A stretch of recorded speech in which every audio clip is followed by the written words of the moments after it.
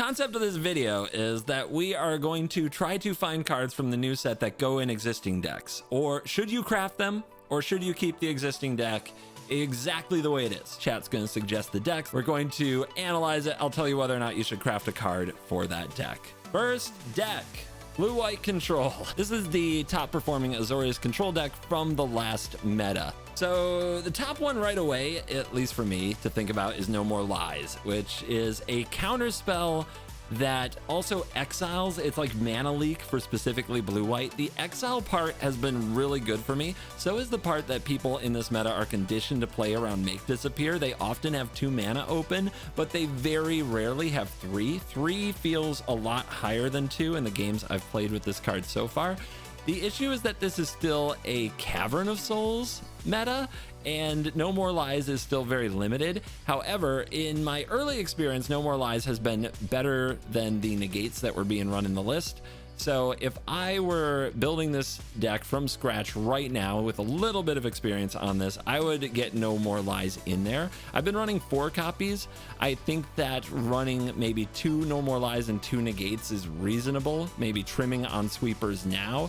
But that is kind of questionable in an extremely go wide kind of meta. But No More Lies, I think, is for real. I would craft a couple copies of No More Lies. Intrude on the Mind is a lot, and it's a little unintuitive.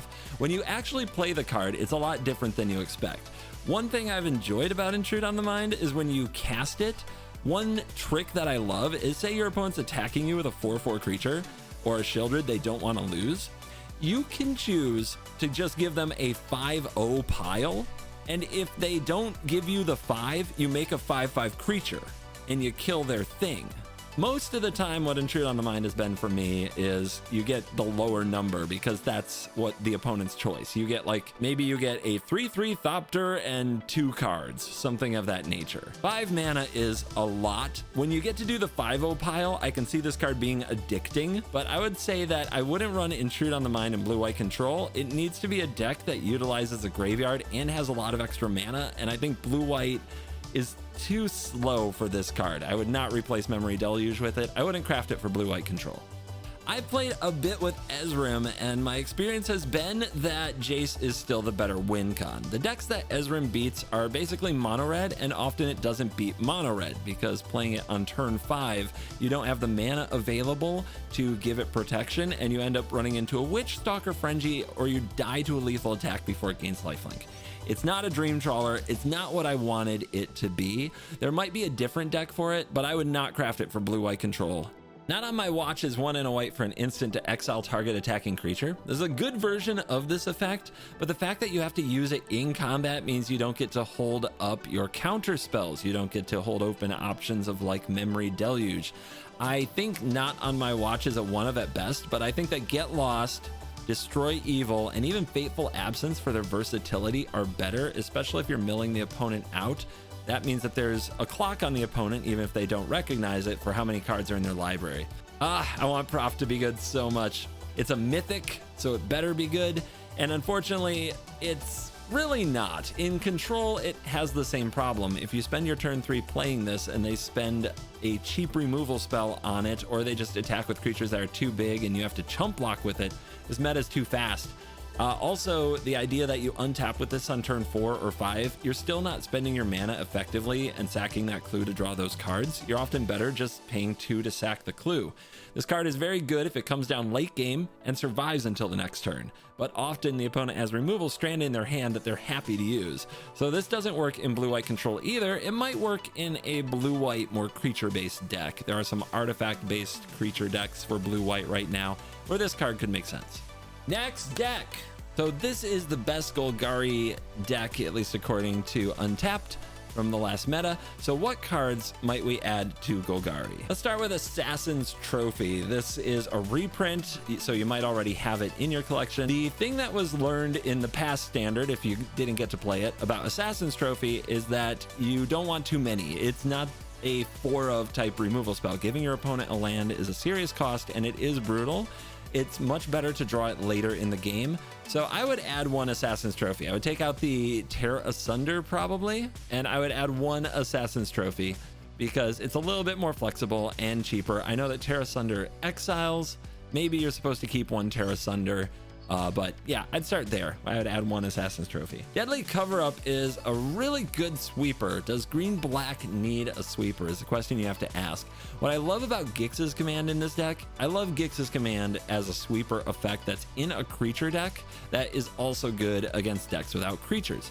Deadly Cover-Up is in a way good against decks without creatures when you can hit their win con using the cover-up side, but if I were a green-black player, I wouldn't craft Deadly Cover-Up just for this deck. I think that this is an ideal Gix's Command deck, and if you already have the Gix's commands, I wouldn't mess with that spot. Long Goodbye. I think that there are too many Go for the Throats being used in the meta. I think that we're supposed to be trimming on a Go for the Throat and adding cards like Long Goodbye, Shieldred's Edict, because there are artifact creatures in the meta, and Long Goodbye being uncounterable means it can hit ward creatures, so it's great against trespassers and things of that nature. So I would trim a Go for the Throat for a Long Goodbye. I would probably also trim a Go for the Throat for a Shieldred's Edict or a Bitter, what is the card? It's Bitter something, Bitter Triumph. Yeah, that's it. That can also hit a Planeswalker. So in general, I don't think you always need 4 Go for the Throats anymore. I think going down to 2 and using some of these more niche cards can be good in a number of spots. What I love about Case of the Stashed Skeleton's potential in the deck is that we are already playing a lot of creatures. Cards like Dread Knight and cards like Trespasser and Glissa and Shieldred put a lot of pressure on the opponent. So I love the idea that they have to deal with our creature or sweep the board, and then we get a tutor. And the reason the tutor seems very good is because we have some powerful 1-0s in the deck. Fetching up a Nissa, fetching up a Gix's Command seems very good to me. Fetching up a Liliana in some spots, getting your Assassin's Trophy.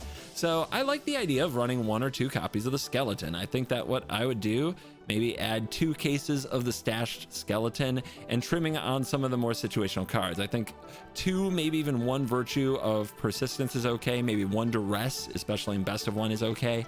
And I'd make that change. I would craft this card. I think it will be interesting in a lot of decks. I think it's good for Golgari. Sharp-Eyed Rookie. I love Vigilance in an aggressive Best of 1 meta. I love Investigating. I love +1/+1 counters. When I look over the deck, almost everything has a higher power or toughness, so everything would trigger this, and yet I don't see it. I really struggle with where I would put this and why I would play another 2-drop that isn't my Mosswood Dread Knight. We already added the Skeleton, which I think has a much higher ceiling.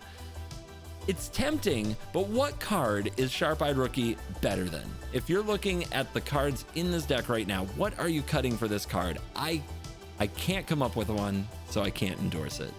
Next deck. This is the top win rate deck for green-white enchantments on untapped.gg. Assemble the players, 1 and a white enchantment. You may look at the top card of your library anytime. Once each turn, you may cast a creature spell with power 2 or less from the top of your library. Let's do a quick check. Power 2 or less, power 2 or less, power 2 or less, power 2 or less, power 2 or less, power 2 or less, power 2 or less, power 2 or less. That's every card in the deck. How many creatures is that? 27. So a little under half the time you may be able to cast a creature off the top of your library with Assemble the Players. The problem we have for Best of 1 is, what do you take out? What could you possibly cut to run 1, maybe 2 copies, probably 1 copy of Assemble the Players? You don't want to cut a creature because that's exactly what it's trying to hit. You could go to 3 ossifications, but I think that the best draws for this deck often involve double ossification. You could cut a Michiko's Reign of Truth. I might do that. The times when this deck absolutely fails is when you have Michiko's but no creatures to put it on, and you just don't do much with it. You could cut 1 Audacity, but Audacity is so amazing with Calyx, and it's such a great card. I actually might trim 1 Michiko's. It makes the deck less explosive, but it reduces those draws where you're like, you keep a hand with 1 Generous Visitor, 2 Michiko's, you play the Visitor, they cut it down, you draw, you don't have another creature, you play Michiko's. On turn 3, you play Calyx, they kill it. On turn 4, your Michiko flips and it's just a 1/1. And instead you replace at least some of those draws that would have happened with a draw where you play this card on 2 and you start casting endless value creatures off the top. I think that's pretty good. I actually like that suggestion a lot. I would try 1. Let's talk about Delny Streetwise Lookout. So, what abilities can we get to trigger an additional time? Draw 2 cards with Companion. That's pretty good. 2+1/+1 counters, that's pretty good. 2+1/+1 counters, 2 copies, that's pretty good. The issue with Delny though is that your creatures don't stay power 2. They get a lot bigger, so the unblockable effect is unlikely to matter, and the powers triggering, it seems honestly like we have a better double up method in the deck that fits our deck with Weaver of Harmony. And again, we hit the wall of what would you take out to run this card that is not an enchantment and doesn't trigger your enchantment matters cards.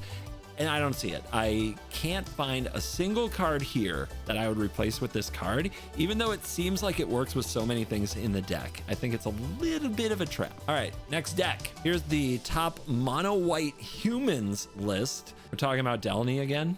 The problem with Delny in this deck is similar to the problem that we already had in the other deck. I think that there aren't a ton of abilities triggering. As you can see, most of these aren't abilities triggering at all. They're just stats going in for the kill. Maybe getting double Brutal Cathar gets you really excited, but for the most part, there just isn't much triggering here. And the unblockability just won't really apply because your creatures are supposed to get bigger. This deck has 4 Intrepid Adversaries, as 4 CopperCoat Vanguards. There's no way I would put Delny in this deck. This deck has 35 creatures. You could add Assemble the Players to this deck and start playing off the top. There are, however, some creatures in the deck with power more than 2, specifically Knight Errant of Eos and Intrepid Adversary. Both of those cards would not work with this, which does reduce the number of creatures that can hit it by 8, bringing you down to like 27, something like that. It was good enough for the enchantment deck, but that deck had enchantment synergy. I don't think this deck needs it. I don't know where I would put it, and you have to remember that this card would cost 3 mana instead of 2 a good amount of the time because you're a 4x Thalia deck. So I would not craft Assemble the Players for mono white. 10th District Hero is a new human with a ton of text, but it's kind of a level up. You play it as a 2/3, then you can invest in it and it gets bigger, and you can invest in it again and it gets bigger.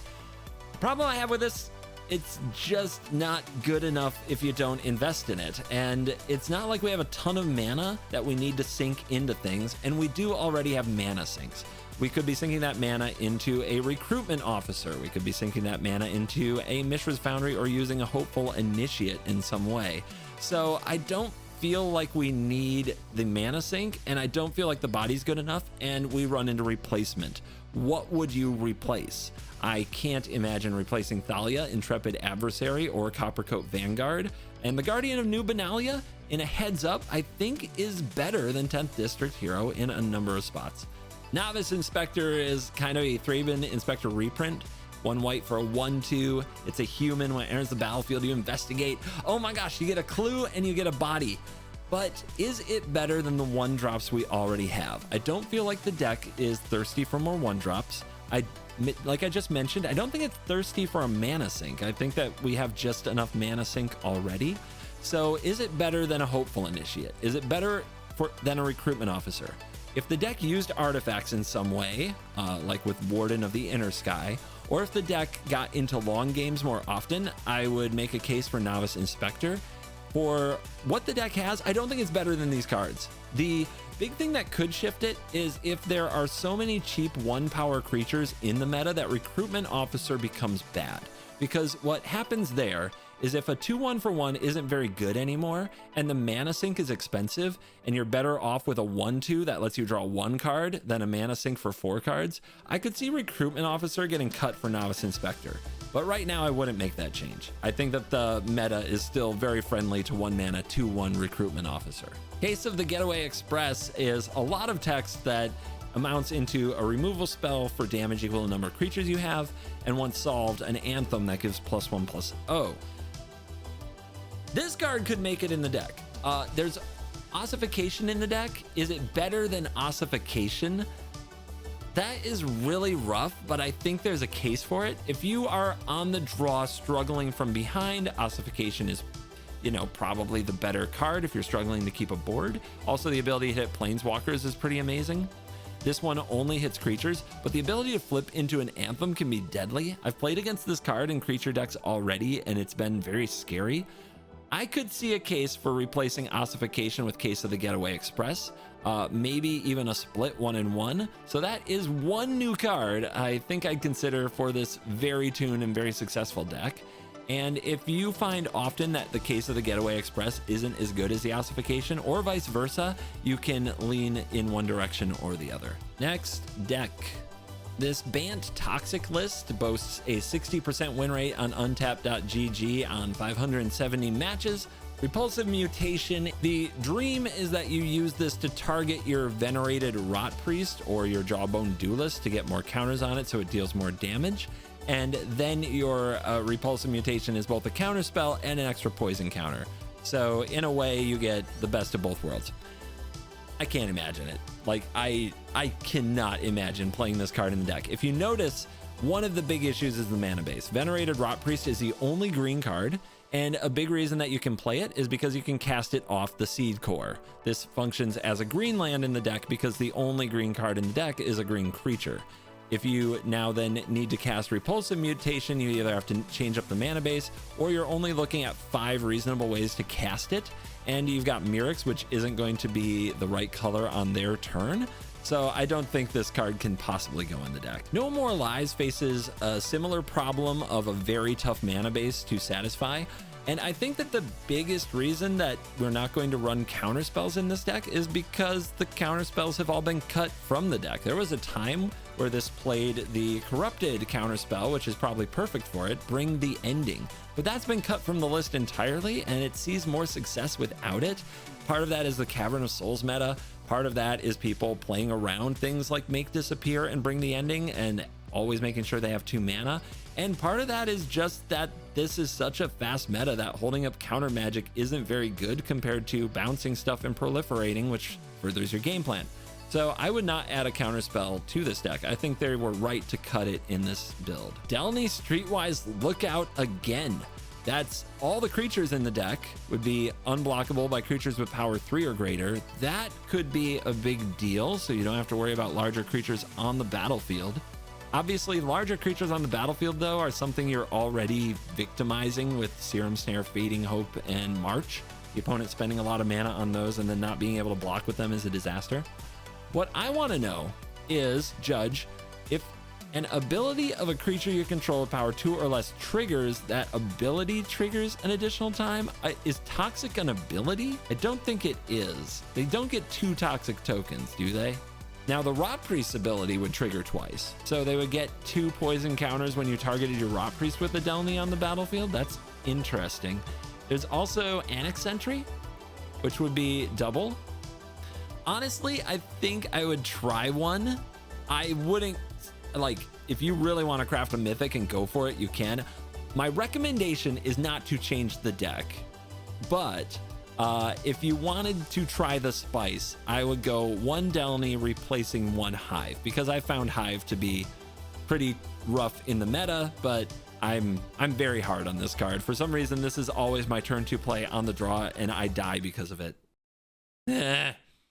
The top version of Mono Red. Shock. I can't imagine we need more Shock. Crime Novelist. Whenever you sacrifice an artifact, put a +1/+1 counter and add red. This is why doing things with chat. But yes, please, all red mages, craft this. Fugitive Codebreaker, that makes sense. Is this 2-drop better than what we have? This list is running 3 adversaries, 3 scoundrels, 3 Feldons. I honestly think that when this draw thing goes, it's really worth it. That reload can fix you, and there are plenty of times where you have a good amount of spells in your graveyard, but you are flooding out. You see the 1 Reckless Impulse, I think, in this list is a nod to the fact that sometimes you run out of gas. And do you really, how often do you actually use the ability on adversary? Quite a bit, but there's a lot of times it's just a 2-drop.